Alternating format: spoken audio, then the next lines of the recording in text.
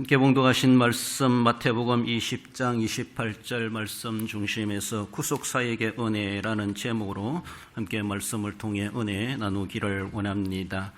벌써 사흘을 맞이하며 다음 주일은 종려주일, 그리고 한 주간의 고난주간이 다음 주간에는 다음 주 지나고서는 시작되고 또 부활주를 우리는 앞두고 있습니다. 사흘을 맞이하면서 주님의 고난 없는 부활을 우리가 상상할 수가 없습니다. 그러므로 부활을 생각하기 전에 먼저 주님의 고난을 우리가 묵상하고 그 고난에 참여해가는 그런 은혜의 삶을 통해서 또한 분명히 우리에게 부활을 주시는 것을 기억하며 부활의 승리와 그 영광에도 참여하게 부끄럽지 않는 우리의 삶이 되어야 할 것이다 라는 겁니다. 순서적으로 바라보면은 고난이 있고 그 다음에 부활이 있다라는 것을 우리는 늘 기억하며, 고난을 다 좋아할 사람 아무도 없지만 그러나 주님과 함께 당하는 고난은 당해볼 만한 고난이고, 그 고난의 끝은 분명하게 부활과 승리와 영광이 보장되는 고난이기 때문에 그만큼 가치가 있는 고난이다라고 말할 수가 있습니다. 주님의 고난 속에 나타나신 구속의 사역의 은혜가 무엇인가? 하나님의 사역에서 늘 말씀드리는데 창조의 사역과 구속의 사역 크게 두 가지로 구분해 볼 수가 있습니다. 하나님의 창조로 이 세상이 창조되었습니다. 우리도 그의 지으심을 받고 이 땅에 태어나고 있습니다. 그리고 이제 하나님의 구속의 사역이 예수님으로 말미암아 그 원리는 다 완성되었지만은 적용되는 것은 주님 오시는 그날까지 지금도 진행 중에 있고, 구속의 사역에 우리가 참여할 수 있는 은혜의 시대를 우리가 살아가고 있음이 감사한 것입니다. 주님의 고난을 기반으로 하는 주님의 구속의 그 은혜가 지금도 우리에게 적용되고 있고, 아직도 그 고난과 구속의 은혜를 알지 못하고 살아가는 수많은 사람들에게 복음을 전하여 주님의 구속의 사역이 완성되는 그날까지 우리 오늘에 현존하는 사람으로서 함께 거기에 동참하고 사명감을 가지고 주님과 함께 귀한 사역에 임해 갈 수 있어야 할 것입니다. 예수 그리스도의 고난이 성취한 것이 무엇인가? 예수님의 고난은 하나님의 나라를 뒤로하고 이 땅에 인간의 몸을 입고 성육신 오시는 그것으로부터 신분비하, 그렇게 말하죠. 하늘에서 내려오셨다. 인간의 몸을 입고 오셨다. 오셔서 우리와 똑같은 인간으로 율법 아래 생활해 가셨고, 율법에 적용되면서 그래서 율법 아래서 고난의 삶을 살아가실 뿐만 아니라 실제적으로 십자가에 고난 당하시고 죽으시고 그리고 무덤에까지 안장되시는, 이것이 예수님의 신분비하, 주님의 고난의 그 모습을 보여줍니다. 고난으로 끝나지 아니하고 3일 만에 부활하심으로 주님의 신분 성기가 시작되고, 결단코 우리는 죽음으로 끝나는 우리의 기독교가 아니고 우리의 신앙이 아니고 우리의 인생이 아니라고 하는 것을 예수님의 이러한 모습을 통해서 보여주십니다. 예수님께서 이루어오신 고난으로 이루어진 구속의 사역으로 인해 주어진 은혜가 어떤 것인가?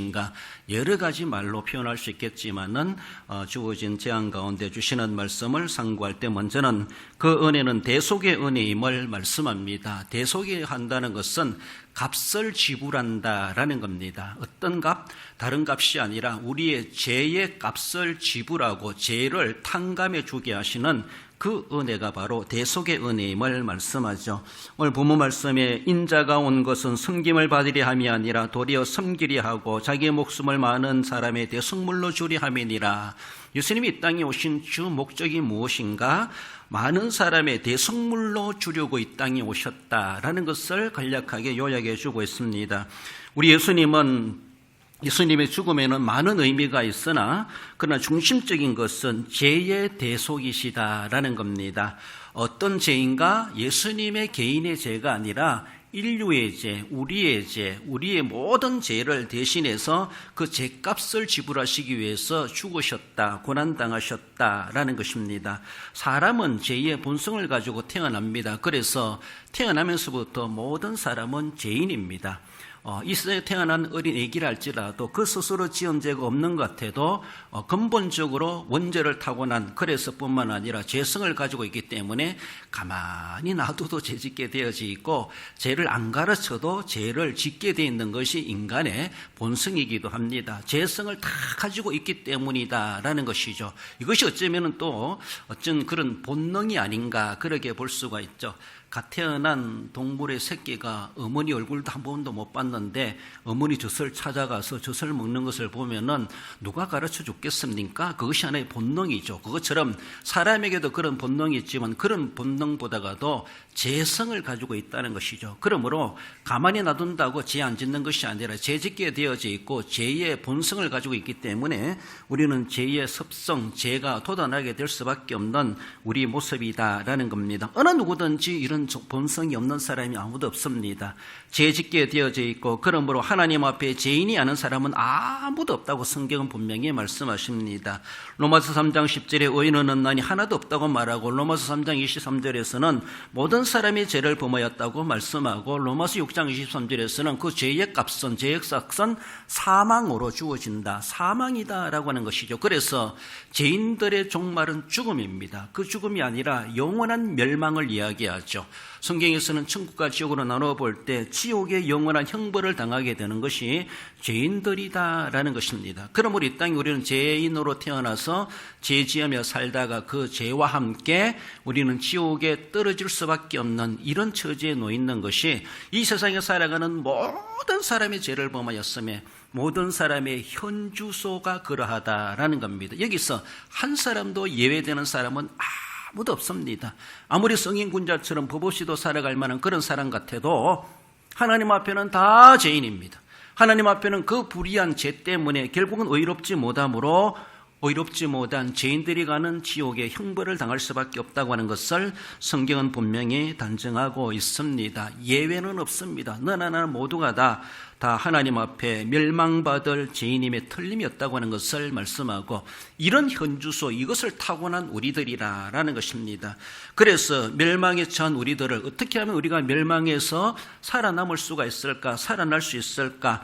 그러나 어느 누구도 세상에 눈 비비고 뜯어 찾아봐도 우리를 대신해서 우리의 모든 죄를 해결해 줄 만한 이 세상의 사람으로서는 그 어느 누구도 자격 있는 사람도 없고 어느 누구도 그렇게 해줄 사람이 없다라고 하는 것이 인간들이 가지고 있는 절망이라고 하는 것을 볼 수가 있습니다.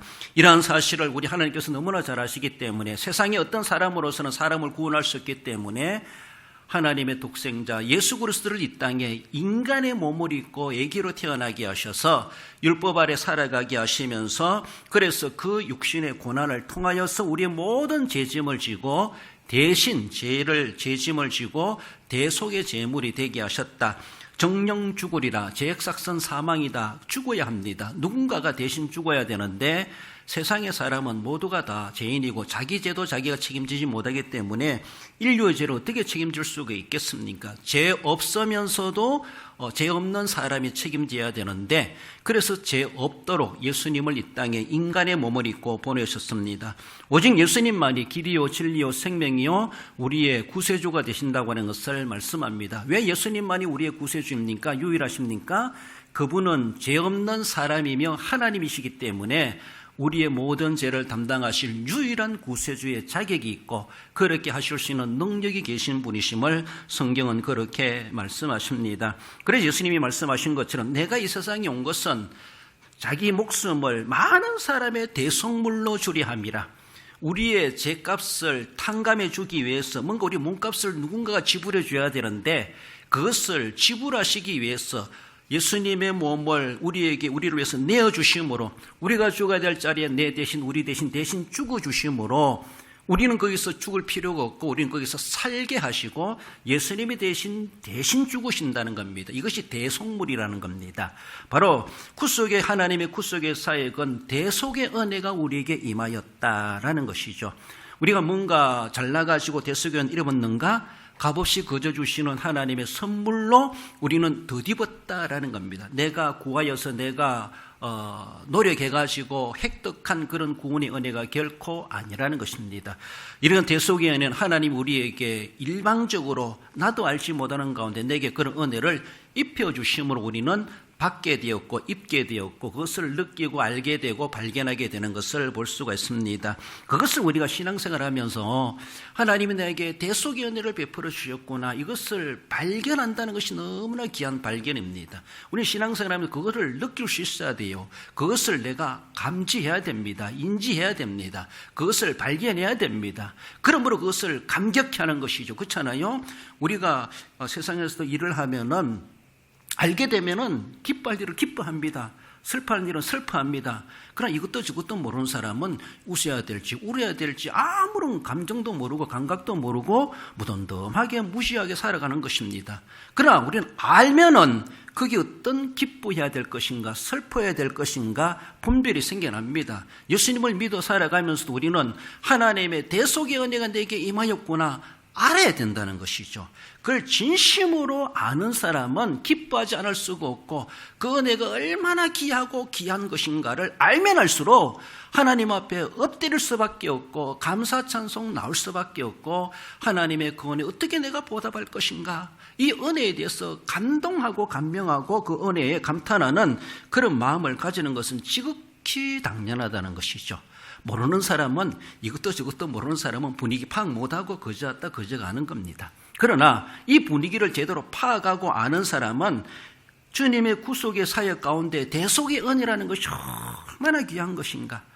나를 위해서 대신 죽어주신 분이 있어요. 오직 예수 그리스도 그분이 나를 위해서 대신 죽어주심으로 내가 속량함을 받았다는 것, 내가 모든 죄값을 지불함을 받았다는 것, 내가 이제 죄를 책임질 필요가 없습니다. 내 죄를 책임져 주신 예수님이 계신 것을 믿는 것이 믿음입니다. 그렇습니다. 이렇게 대속하실 것에 대해서 구약의 유구한 역사 가운데 하나님은 제사 제도를 통해서 너희들의 죄를 이렇게 대속할 것이다 라고 하는 것을 실제적인 제사 제도를 통해서 예표적으로 보여주셨습니다. 레위기 4장에 나오는 속죄제의 규례에 대해서 바라보면 속죄제는 죄를 속하는 제사다 이것이죠. 그 제사를 드림으로 내 죄가 사함을 받는 의미를 가지고 있습니다. 그래서 자기가 어떤 죄가 있으면은 그 죄를 사함받기 위해서 속죄제의 짐승을 끌고 와서 그 짐승이 내 모든 죄를 증가시키고 그 짐승을 내 대신 죽게 함으로 내 죄가 다 탕감함을 받는다 이런 의미를 가지고 있습니다.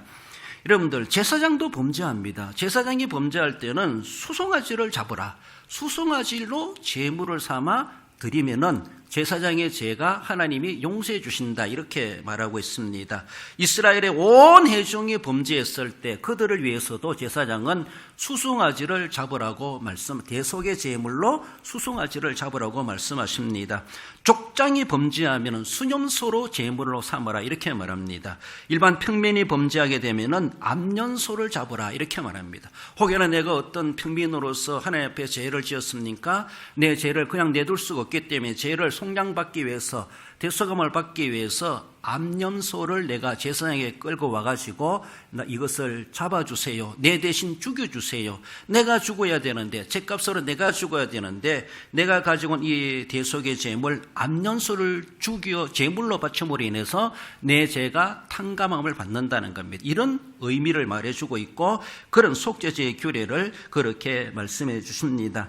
레위기 4장 35절 하반절에 보면 그가 범한 죄에 대하여 그를 위하여 속죄한즉 그가 사함을 받으리라. 이렇게 속죄제의 규례를 말씀해 주시며 구약의 성도들은 이런 수많은 짐승을 잡아가면서 자신의 죄를 하나님 앞에 사함받기 위해서 이런 제사를 드렸다라는 겁니다. 이제 예수님께서 그렇게 수송아지처럼 수념소처럼 암염소처럼 우리를 위해서 대속의 제물이 되었던 더 이상 짐승을 잡을 필요가 없고 이제는 예수님이 나를 위해서 이전의 죄, 현재의 죄, 미래의 죄까지도 한꺼번에 몽땅 묶어가지고 대속의 제물이 되셔서 우리를 위해서 나를 위해서 십자가에 달려 피 흘려 돌아가셨습니다.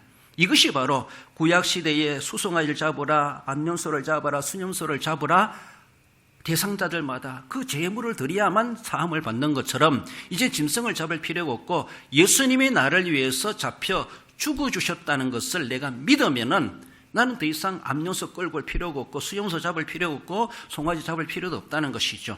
모든 것이 예수님의 단번에 이루어놓으신 그 십자가의 죽으심으로 인해서 모든 속죄제가 다 이루어졌습니다. 중요한 것은 이제는 제사를 드림으로 제사만 받는 것이 아니라 나를 위해서 십자가에 달려 돌아가신 예수님이시다. 누구를 위해서?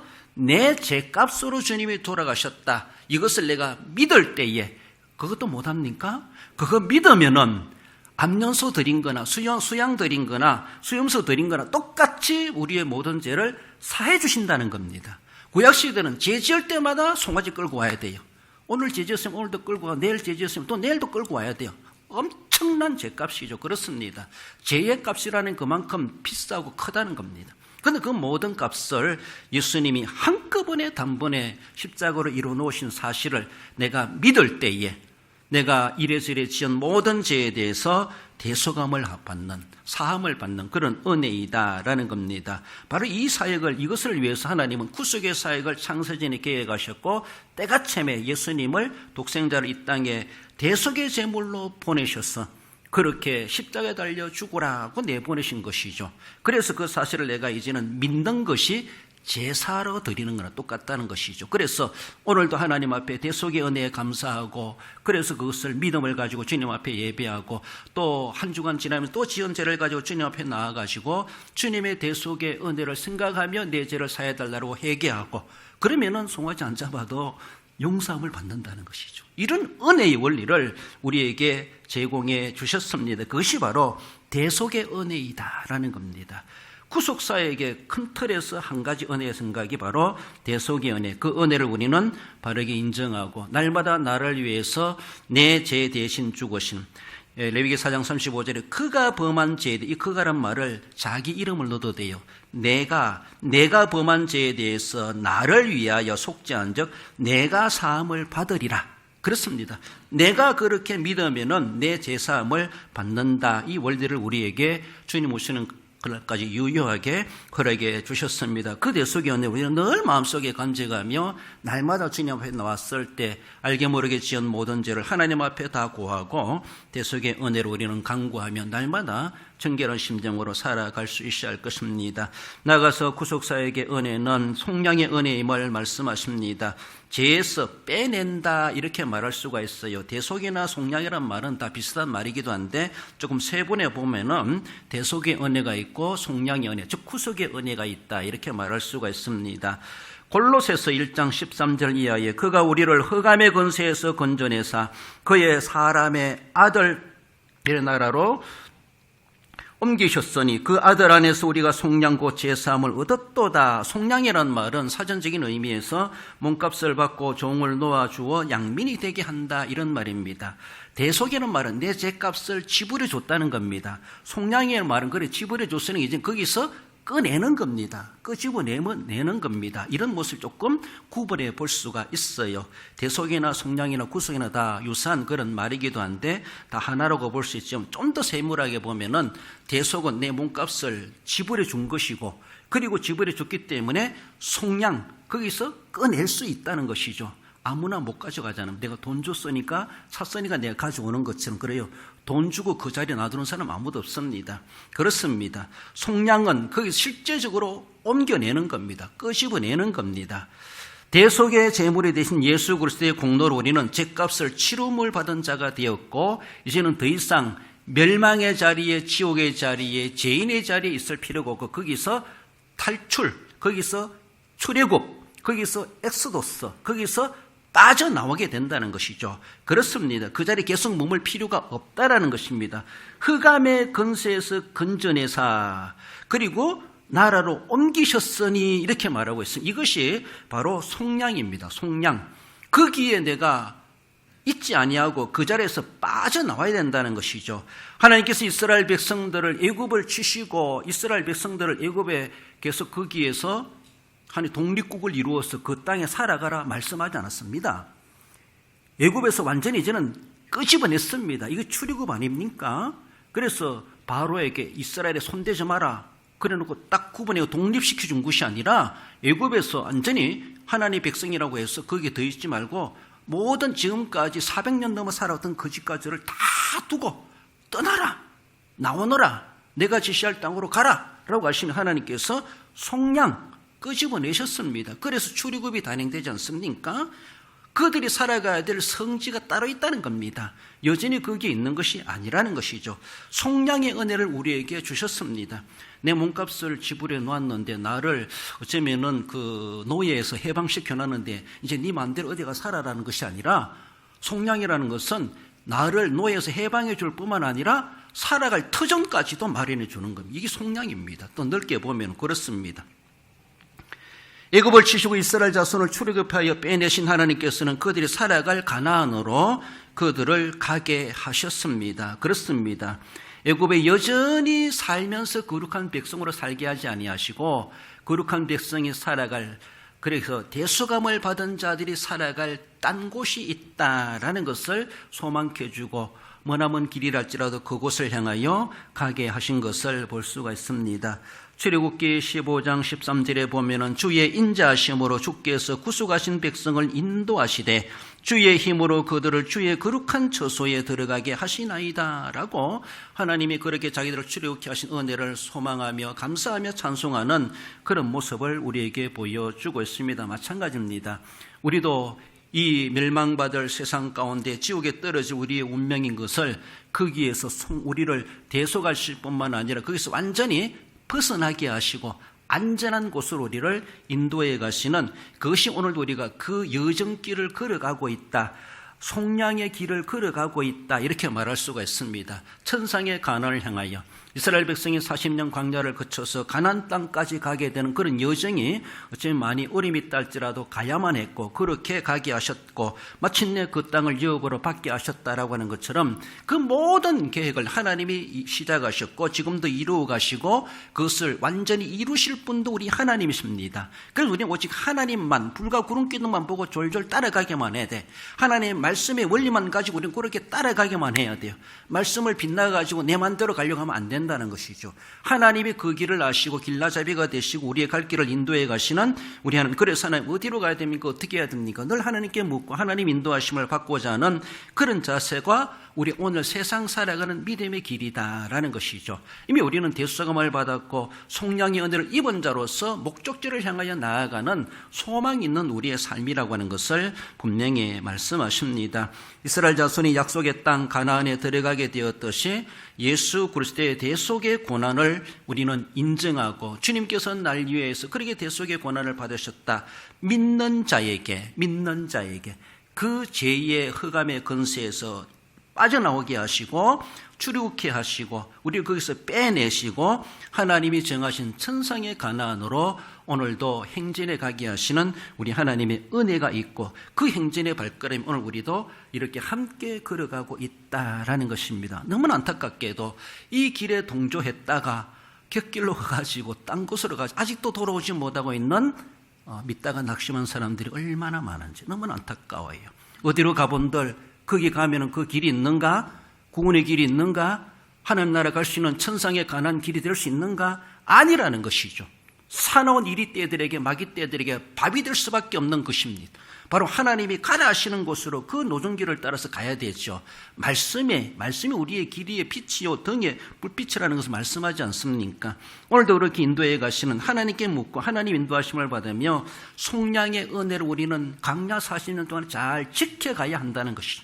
끝까지 지키는 자가 구원을 받으리라 말씀하시는 것처럼 끝까지 우리는 그 믿음을 간직하며 지켜가고 주님 앞에 가는 그날까지 변신하지 아니하고 믿음으로 승리 생활에 가야 할 것입니다. 하나님, 내 힘으로 살아갈 수 없습니다. 나를 지켜주시고 이 가야 될 광야의 인생길을 내가 끝까지 믿음을 변치 않게 곁길로 가지 아니하고 딴 길로 가지 아니하고 주님이 인도하시는 그 길로 오로지 잘 따라가게 해 주옵소서. 갈 수 있는 힘과 능력을 주시옵소서. 주님 앞에 우리는 간구해야 할 것입니다. 대속의 은혜가 있고 성령의 은혜가 있음을 말씀하고 있습니다.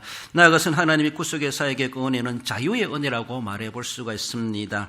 완전히 죄에서 영원히 자유를 허락해 주시는 영원한 자유민이 될 것을 말씀하십니다. 갈라디아서 5장 1절에 보면은 그리스도께서 우리를 자유롭게 하려고 자유를 주셨으니 그러므로 굳건하게 서서 다시는 종의 멍에를 매지 말자라고 말씀하고 있습니다. 자유란 말은 사전에 남에게 구속을 받거나 무엇에 얽매이지 않고 자기 뜻에 따라 행동하는 것이라는 것이죠. 그래서 독립이란 말도 하기도 하고 이란 우리에게 자유에 대해서 구약의 여러 제사 제도도 있지만 여러 제도들 중에 보면은 우리에게 예표되는 그런 제도들이 고엘 제도가 있기도 합니다. 그리고 안식년이나 희년의 제도가 있기도 합니다. 고엘 제도는 하나의 토지적인 이런 부동산적인 모습에서 내 조상으로 물려받은 내가 땅을 팔았거나 빼앗겼거나 문제가 있었을 때 고엘 제도, 기업 물을 자, 누군가가 친족이 기업 물어주면은 잃어버린 땅을 내가 되찾을 수가 있습니다. 그래서 다시 찾는다는 겁니다. 잃어버린 것을. 그렇습니다. 그리고 안식년이 있습니다. 희년이 있습니다. 안식년은 7년 만에 돌아오지만 희년은 50년 만에 돌아오는 것이죠. 평생에 한 번 경험할까 할 그런 희년이기도 한데, 희년 되면은 모든 종들을 다 모든 노예들을 풀어줘야 됩니다. 이게 하나님의 법입니다. 희년째 되는 날은 모든 사람들을 집으로 돌려보내야 됩니다. 억압받는 사람들을. 그렇습니다. 어쩌면 감옥에 죄수들도 석방하는가 특사로 보낼 수도 있겠죠. 아무튼 희년이란 제도를 이스라엘 사회에 하나님 그렇게 율법적으로 명하셨습니다. 그래서 희년 때 어떤 억압받는 종이고 노예랄지라도 다 집으로 돌려보내야 되는 이런 제도를 하나님은 하게 하셨다라는 것이죠. 결국은 이 희년은 또 희년으로 집에 돌아갔다가 또 문제가 생기면 또 잡혀 들어가고 또 빚 때문에 노예가 종이 돼야 되고 이렇게 될 수 있겠지만은 그 다음 희년까지 살아갈 수 있을까 보장되지 않습니다.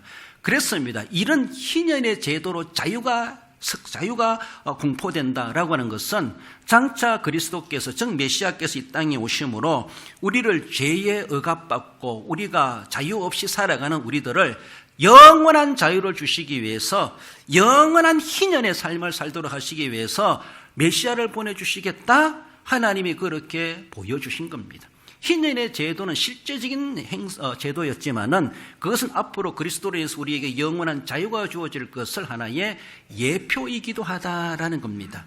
희년이 되면 무조건 다 해방시켜 주는 것처럼 예수님이 오시면은 예수님 안에 들어오면은 모든 사람들 어떤 죄를 할지라도 어떤 계급이랄지라도 거기에 어느 누구도 인권이 유린되고 억압받고 압력받고 갑질당하는 것이 아니라 다 양민으로 다 평민으로 다 자유민으로 다 내어준다는 것이죠. 그렇습니다. 그런 제도를 통해서 예수 그리스도 안에 들어오는 모든 사람이 죄에서 마귀에서 지옥에서 완전히 해방되어서 자유를 누리게 될 것이다. 이것을 우리에게 보여주십니다. 그래서 하나님의 구속의 사역의 계획이 창세전에 이루어졌고 그것이 때가 참에 예수님 이 땅에 보내셔서 대속의 제물이 되게 하셨고 우리를 거기서 속량해 내시고 뿐만 아니라 우리를 속량이 뿐만 아니라 이제 우리에게 진정한 자유를 우리에게 주셨다라는 겁니다.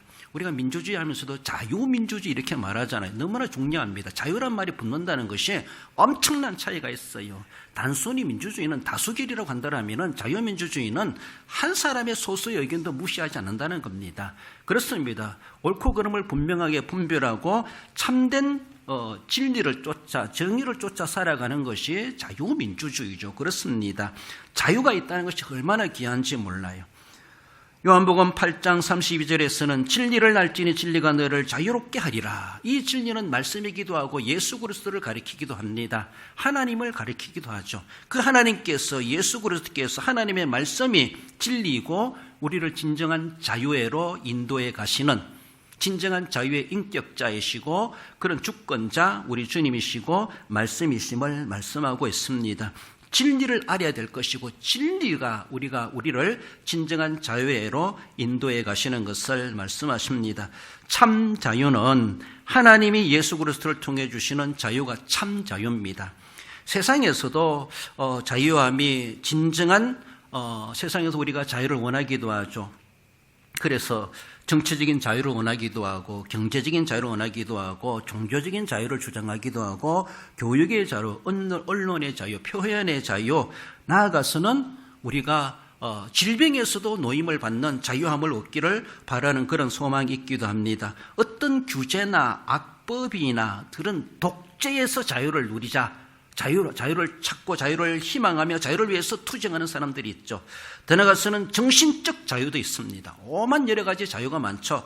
그렇습니다. 그러나 정치, 경제, 종교, 교육, 언론, 표현, 어떤 우리가 질병에서 자유한다 할지라도 어떤 규제와 악법에서 자유한다 할지라도 그러나 죄에서 자유하지 못하면은 다 헛일입니다. 그래요.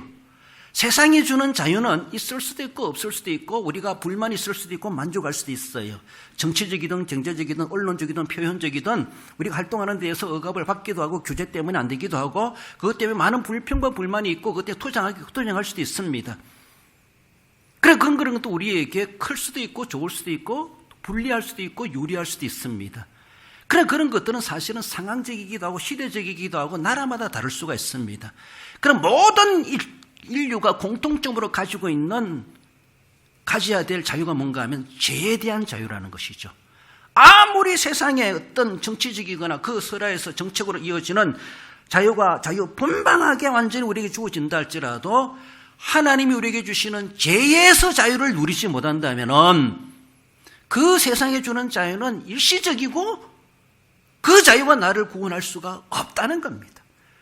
내 미래, 내 장래 사후를 책임질 수가 없는 자유라는 것이죠. 중요한 건 그렇습니다. 그 어떤 자유도 우리는 요구하고 필요하고 그 자유를 위해서 투쟁할 수도 있겠지만은 그것만큼 자유가 필요하고 귀하다면은 우리는 얼마나 죄에서 자유하기를 얼마나 귀하게 여기고 죄에서 자유하려고 몸부림치고 어떻게 하면 죄에서 노임을 받을 수 있을까? 죄에서 자유를 얻을 수 있을까? 여기에 대해서는 사람들이 현실적인 감각을 가지고 있지 않다는 것이 너무 안타까운 모습이죠. 우리 하나님께서 우리에게 주시는 진짜 자유라고 하는 것은 하나님이 예수 그리스도로 말미암아 주시는 자유라는 겁니다. 그 자유를 누린 사람은 1세기 시대에 정치적으로 압박을 당하게 됐어요. 유린당하기도 하고 재산 몰수당하기도 하고 억울함에 죽임을 당하기도 했어요. 정치적인 자유를 누리지 못했어요. 경제적인 자유를 누리지도 못했어요. 표현의 자유, 언론의 자유, 말의 자유도 누리지 못했어요. 그러면서도 그들은 죄에서 자유를 누렸기 때문에 기꺼이 세상에 주는 어떤 억압이랄지라도 죄의 자유를 빼앗기지 않기 위해서 죄에서 주시는 자유를 하나님 신 자유를 지키기 위해서 억압도 기꺼이 감당해냈습니다. 그래서 죽음도 불사해가면서 믿음을 지켜냈던 것이 그들로 바라볼 때 역사 속에 기독교 역사 속에 밝혀지는 것을 바라볼 때 하나님이 예수 그리스도로 주시는 그 죄에서 자유라는 것이 얼마나 귀한 것이면은 자신의 재산을 다 빼앗긴다 할지라도 자신이 감옥 간다 할지라도 우리를 죽인다고 협박한다 할지라도 그것은 절대로 내줄 수가 없다는 것이죠. 여기에 내가 억압받는다 할지라도 죄의 자유만큼은 내가 지켜야 되겠다. 그 믿음만큼은 지켜야 되겠다는 것이 기독교의 역사고 기독교의 원동력입니다. 그것이 우리의 힘입니다. 우리가 원하는 것은 세상적인 모습에서도 정치적인 그런 가운데서도 자유하기를 원하고 우리가 유린당하지 아니하고 정말로 그런 온갖 자유를 통해서 함께 자유를 누리는 그래서 그런 자유세계가 되기를 우리는 소망하고 있습니다마는 그것은 주권자마다 권세자마다 통치자마다 다를 수가 있고 정책마다 다를 수가 있습니다. 할 수 있으면 이 세상도 그런 자유가 넘치는 세상이 돼도 우리가 노력해가야 되고 협조해야 되고 그런 정책을 펼쳐가야 되고 그러므로 또한 이 세상도 하나님 주시는 진정한 자유로 세상적인 자유도 있도록 우리가 그렇게 기도하고 노력할 필요가 있습니다. 그러나 진정한 자유라고 하는 것은 세상에 아무런 자유를 다 누린다 할지라도 죄에서 자유하지 못하다면은 사실은 그 자유는 나 죽으면 자유도 끝나는 거예요. 그러나 죄에서 자유한 사람은 죽어도 자유는 누리게 된다는 것이죠. 놀라운 그 은혜를 하나님께서 구속의 사역을 통해서 우리에게 자유의 은혜를 주셨다라는 것에 대해서 우리는 무엇보다 감사하고 지난 한 주간 슬프고 힘들고 고달프고 스트레스와 어쩌면 지금 말 그대로 우리가 모든 내 영혼이 떠나간 것처럼 그런 고통을 느꼈다 할지라도 그래도 우리는 하나님 내게 주시는 거룩한 자유는 그래도 남아있구나. 여기에 대한 소망을 가지고 다시 한 번 더 반전의 은혜를 주실 것을 우리는 소망할 수가 있습니다. 그렇습니다. 고린도서 3장 17절에 보면은 주는 영이시니 주의 영이 계신 곳에는 자유가 있느니라. 이 주의 영은 포뉴마 하나님의 성령을 가리킵니다. 그 성령이 계시는 곳에는 자유가 있느니라. 내 힘으로 자유를 지켜가는 것이 아니라 성령께서 우리 자유를 단단하게 보호해 주시고 지켜가게 하시는 동력이 되신다는 것을 말씀합니다. 그러므로 우리는 늘 하나님의 성령을 덧입으려고 하고 성령의 충만함으로 험한 세상 하나님이 주신 그 자유를 지켜가고자 하는 몸부림쳐가는 그래서 성령의 충만함이 있을 때 하나님께서 나를 성령께서 도우심으로 우리를 안전하게 자유를 누리게 하시는 하나님의 은혜로 승리할 수 있음을 말씀합니다. 찬송가 191장 가사에 이런 가사가 있죠. 내가 매일 기쁘게 순리의 길 행함은 주의 팔에 나를 안보함이요 내가 주의 큰 복을 받는 참된 비결은 주의 영이 함께함이라. 성령이 계시네 할렐루야 함께하시네. 좁은 길을 걸으며 반낙 기뻐하는 것 주의 영이 함께함이라. 좁은 길을 걷는다 할지라도 반납 기뻐할 수 있는 것은 하나님의 영이 나와 함께 하시다는 것. 다르게 보면 내게 영원한 자유가 변함없이 주어지고 있다는 것에 대해서 하나님의 나라의 그 자유를 생각할 때에 정말로 할렐루야 기뻐하며 찬송하며 갈 수밖에 없다는 것을 우리는 늘 기억하며 늘 성령의 충만함을 사모하고 성령께서 우리를 자유케 하시는 놀라우신 그 은혜를 세상의 억압 가운데 스트레스 받는 가운데서도 주님 안에서 진정한 평강과 그 은혜의 삶을, 자유의 삶을 누려 승리해 가야 할 것입니다. 말씀을 맺습니다. 우리 성도 여러분, 우리는 주님의 주간을 맞이해 가면서 주님의 고난이 우리에게 어떤 은혜를 주셨는가, 신자들에게 베푸신 하나님의 은혜는 죄값을 치르신 대속의 은혜가 우리에게 더입혀졌다라는 사실 우리는 발견하고 느끼고 감사하며 인식하며 대속의 은혜에 늘 감격해가는 그런 우리의 삶 감사할 수 있어야 할 것입니다. 죄에서 빼내주신 속량의 은혜라고 하는 것을 우리는 늘 기억하며 여전히 죄 가운데 몸을 잊지 말고 하나님 나라의 금 죄에서 자유하게 해주시옵소서, 죄에서 완전히 탈피하게 해주시옵소서. 죄를 지을 수밖에 없는 인간들이지만 그러므로 날마다 회개하며 속량하신 은혜에 걸맞는 우리의 삶을 살아가도록 몸부림쳐야 할 것입니다. 죄에서 영원히 자유하게 하신 하나님의 은혜, 일시적인 자유가 아니라 영원히 죽어도 그 자유는 내게 영원히 존재하게 된다라는 것을 우리는 늘 기억하며 천국의 자유이다라는 것을 생각할 때 그 자유를 우리는 지켜가고자 성령의 충만함을 강구하시고, 그래서 구속의 은혜로 날마다 믿음을 지켜가시므로 굳건히 하시므로 그 구속의 은혜에 감격을 가지고 세상 바라보며 낙심하지 말고 주님의 구속의 은혜를 늘 묵상하며 되새기면서 늘 감사 찬송하며 승리 생활에 가시는 우리 모든 성도 여러분들 되시기를 주님의 이름으로 축원드립니다.